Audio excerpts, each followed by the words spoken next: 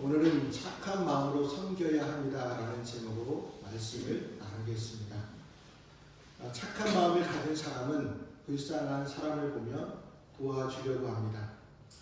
부유하다고 해서 불쌍한 사람을 도와주는 것은 아닙니다. 전래동화 흥부와 놀부 이야기에서 가난한 동생 흥부도 도와주지 않는 놀부처럼 욕심쟁이로 살아가는 사람들이 있습니다. 반면 평생 고단하게 모은 전 재산을 자신보다 어려운 이웃을 위해 내놓는 분들도 있습니다. 결국 베푸는 삶은 소유의 정도가 아니라 마음의 문제입니다. 착하고 좋은 마음을 지속적으로 유지하려는 자각과 결단이 있을 때 가능한 일입니다. 그래서 오늘 본문 말씀에서는 착하고 좋은 마음으로 예수님을 따르는 사람들을 소개하고 있습니다. 그들이 누구일까요? 2절과 3절 말씀에 기록되어 있는데 같이 읽어보겠습니다. 또한 악귀를 쫓아내심과 병고침을 받은 어떤 여자들 곧 7 귀신이 나간 자 막달라인이라 하는 마리아와 헤롯의 청지기 구사의 아내 요한나와 수산나와 다른 여러 여자가 함께하여 자기들의 소유로 그들을 섬기더라. 아멘. 예수님께서는 각 성과 마을을 두루다니며 하나님 나라를 선포하고 복음을 전하셨습니다. 예수님의 순회 전도에 12 제자만 함께한 것이 아니라 막달라 마리아, 요한나, 수산나, 다른 여러 여자도 동행했습니다.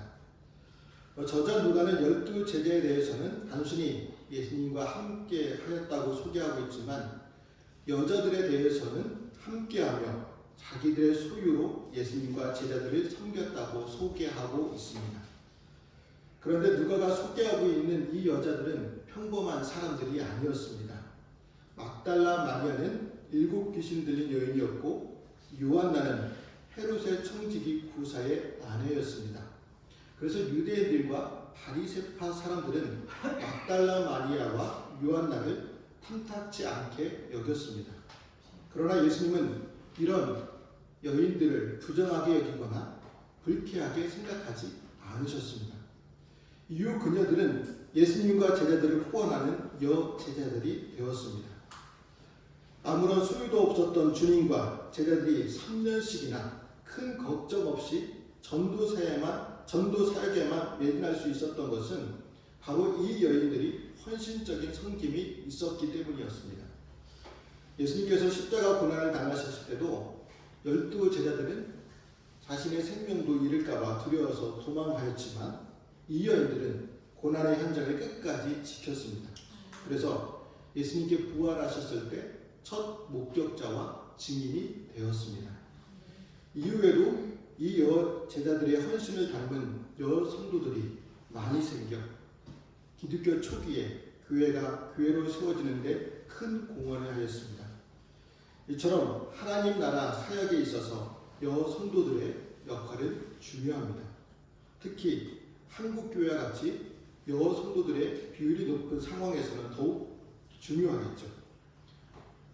성도들이 얼마나 활약하느냐에 따라서 한국 교회의 미래가 달라질 수 있기 때문입니다. 우리 교회 성도들도 하나님 나라 사역에 있어서 자기들의 역할의 중요성을 깨달아야 합니다. 나는 여자니까 할 수 없다라고 생각하는 것이 아니라 적극적인 자세로 사역에 참여해야 합니다. 교회는 튼튼한 자본을 기초로 해서 또는 어떤 부유한 사람으로 인해 교회가 유지되지는 않습니다. 하나님의 교회는 주님에 의해서 삶이 새로워지고 그로 인해 주님을 사랑하는 사람들이 드리는 물질과 헌신에 의해서 유지됩니다. 또 자기 소유로 주님을 섬기는 일에 얼마나 큰 기쁨과 즐거움인지를 아는 사람들에 의해서 하나님의 나라는 건설되고 확장됩니다. 우리 모두 이러한 기쁨과 즐거움을 다 가지시기를 바랍니다. 그래서 주님을 위해 봉사하고 적은 것이라도 자기 소유로 섬겨 하나님 나라를 확장해가는 성도들이 되어야 합니다. 이처럼 교회는 주님을 사랑하는 성도들의 헌신으로 움직입니다. 이것이 하나님 나라의 특징이기 때문입니다. 예수님은 착한 마음으로 섬긴 여인들을 보시고 하나님 나라를 비유로 말씀하셨습니다. 바로 씨 뿌리는 비유입니다.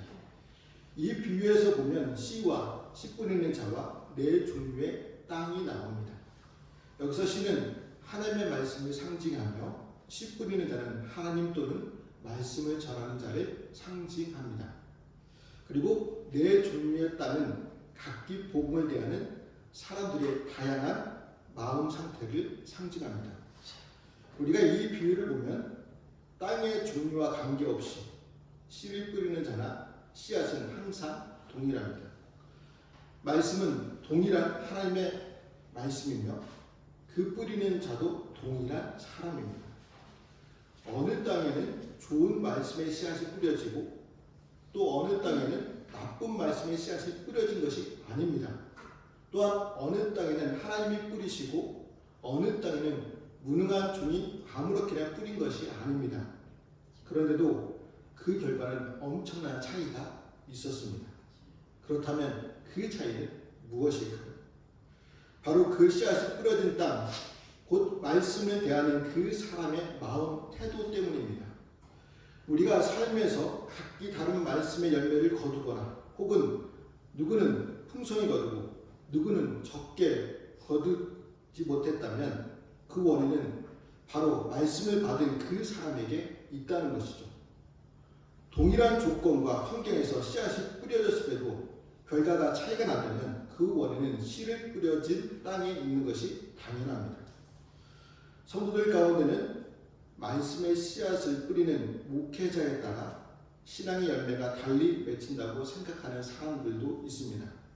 그래서 말씀의 능력이 있다는 목회자를 찾아 교회를 여기저기 옮겨 다니거나 또 어느 교회는 목회자를 교체하는 경우도 있습니다. 과연 그런 사람들이 풍성한 말씀의 열매를 맺을 수 있을까요? 맺지 못합니다. 교회를 이리저리 옮겨 다니거나 목회자를 운동, 경기, 감독 교체하듯이 자주 바꾸는 사람치고는 풍성한 열매를 거두는 사람을 못 보았습니다. 말씀의 열매는 말씀의 씨앗을 뿌리는 자에 의해 결실이 있고 없음이 결정되는 것이 결코 아닙니다. 전적으로 말씀을 받는 땅, 곧 말씀을 대하는 사람, 마음, 태도에 의해 결정됩니다. 우리의 마음만, 답만 기름지다면 어떤 목회자가 와서 말씀을 전한다 해도 풍성한 말씀의 열매를 맺을 수 있습니다. 만일 여러분이 진정으로 풍성한 말씀의 열매를 맺기 원한다면 먼저 여러분의 마음 상태가 어떤 상태인지 돌아보시기 바랍니다. 오늘 말씀에서 예수님이 말씀하신 땅은 네 종류이죠. 바로 길가, 바위, 가시떨기, 좋은 땅입니다. 첫째, 길가는 마음의 문을 굳게 걸어 잠그고 말씀을 처음부터 거부하는 자의 마음입니다. 이러한 사람에게는 말씀이 전해진다 해도 열매를 기대하기가 어렵습니다. 왜요? 말씀을 거부한 마음이 강하기에 사단이 그 말씀의 씨를 빼앗아 가기 때문입니다. 얼마나 고집이 세면 마귀가 찾아와서 그 말씀도 빼앗아 갈까요? 마귀가 와서 말씀의 씨를 빼앗아 가면 열매를 맺지 못합니다. 그러기 위해 우리는 선포된 말씀을 악한 마음으로 거부하지 말아야 합니다. 하나님의 말씀을 잘 받아들여야 합니다. 그럴 때 말씀의 풍성한 열매를 맺을 수 있습니다. 둘째, 바위는 말씀을 들었을 때 기쁨으로 받았으나 시련을 당하면 배반하는 마음입니다. 사람들 가운데는 영적인 감각과 감수성이 매우 뛰어난 사람들이 있습니다. 그래서 그러한 사람들은 말씀을 들으면 누구보다 빠르게 이해하고 기쁨으로 받아들입니다. 그런데 그 사람의 얼굴은 신앙의 흥분으로 뜨거워지고 예배 시간에 축복의 메시지가 선포되면 가장 큰 소리로 아멘을 외치며 입에서는 찬송이 계속 흘러나옵니다. 하지만 신앙의 길에는 항상 축복과 감사의 일만 일어나지 않습니다. 오히려 시간이 지나면 지날수록 그리고 믿음대로 살려고 노력하면 노력할수록 사도 바울의 말씀처럼 고난과 시험이 끊임없이 찾아옵니다. 그러면 어떻습니까?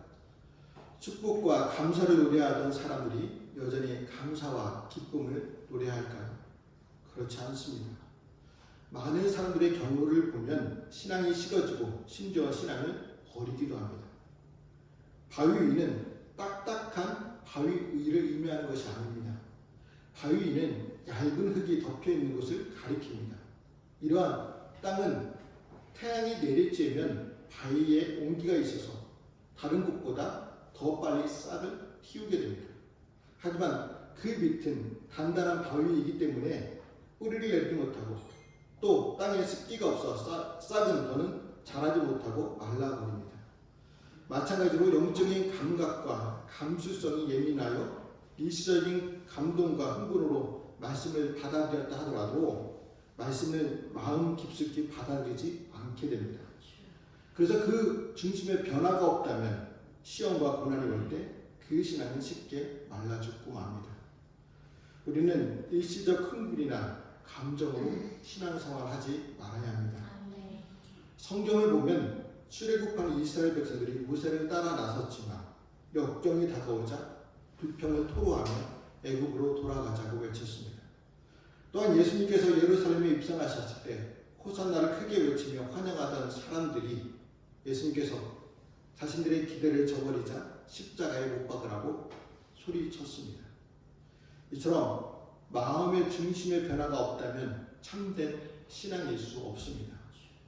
말씀 앞에서 우리의 신앙은 어떠한 신앙인가를 점검해 보시기 바랍니다. 일시적으로 받아들인 것을 만족하지 말고 중심의 변화를 일으켜 온전한 신앙으로 성장해야 합니다.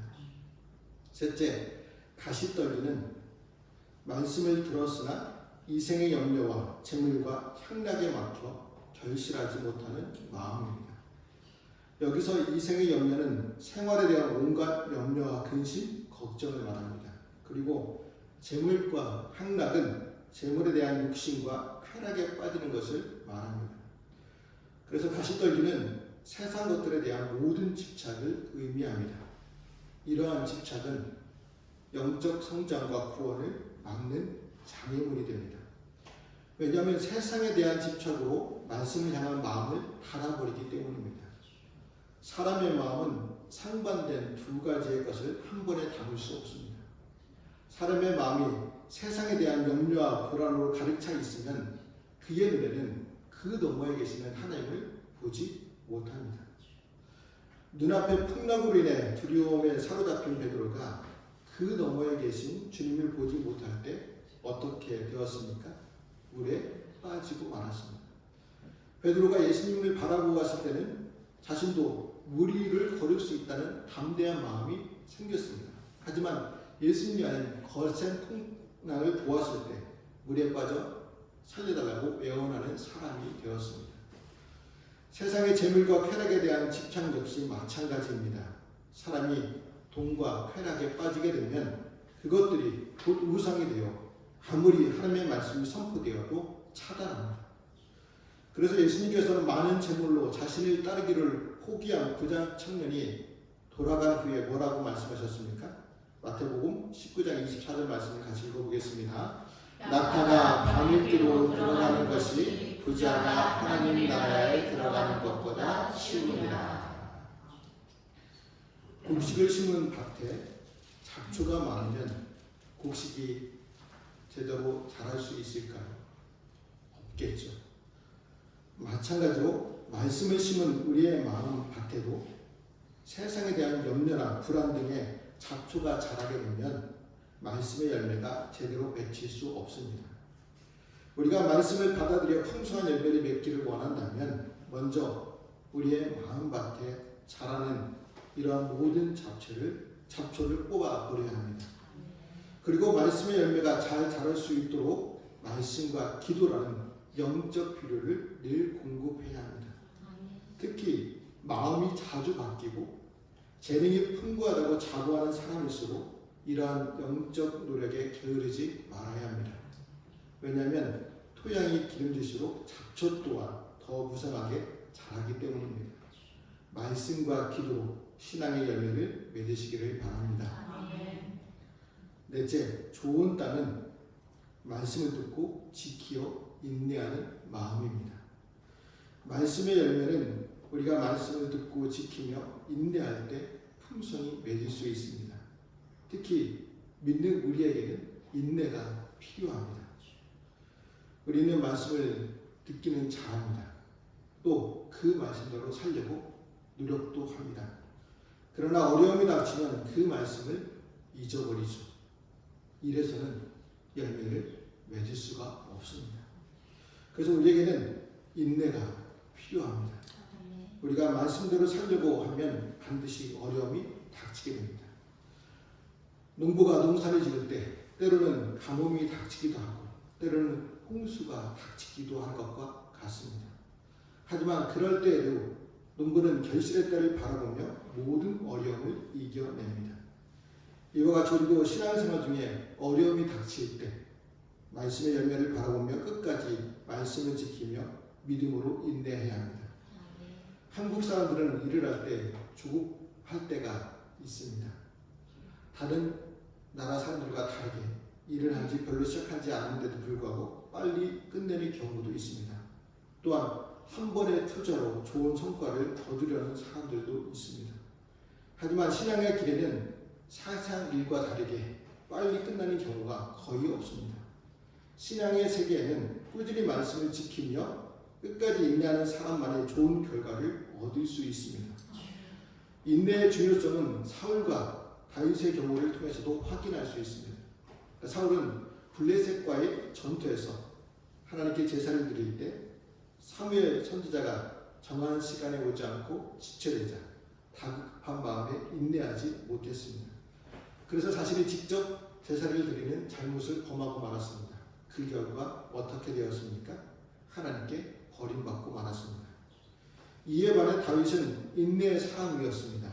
하나님께서 사울 다음으로 왕으로 다윗을 세우기 위해 사무엘을 통해 기름을 부으셨습니다. 하지만 다윗은 그날 당장 왕이 된 것이 아니었습니다.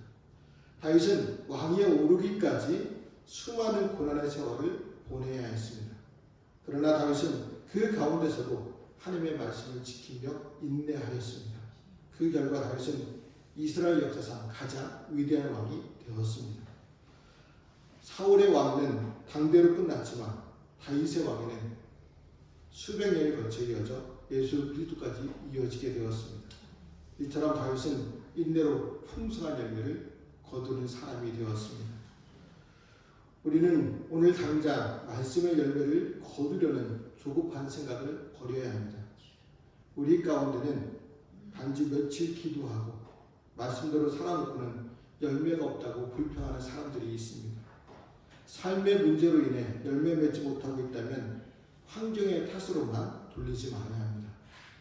이러한 사람들을 하나님이 기뻐하지 않으십니다. 하나님은 우리가 잠시 믿다 식는 믿음이 아니라 평생 지속되는 믿음을 기뻐하시기 때문입니다. 우리는 언제나 다윗과 같이 인내로 믿음의 길을 걸어가시기를 바랍니다. 하나님은 우리에게 말씀의 풍성한 열매와 함께 오직 인내로 승리하는 자에게만 약속된 생명의 멸류관을 씌워 주실 줄 믿습니다. 어쩌면 막달라 마리아, 요한나, 수산나와 같은 여인들이 네 종류의 밭의 표본일지도 모릅니다. 분명 그녀들의 삶에도 길가, 바위, 가시떨기가 있었습니다. 그럼에도 그녀들은 어려웠던 삶의 문제들을 좋은 걸음으로 바꿨고 아름다운 열매를 맺었습니다.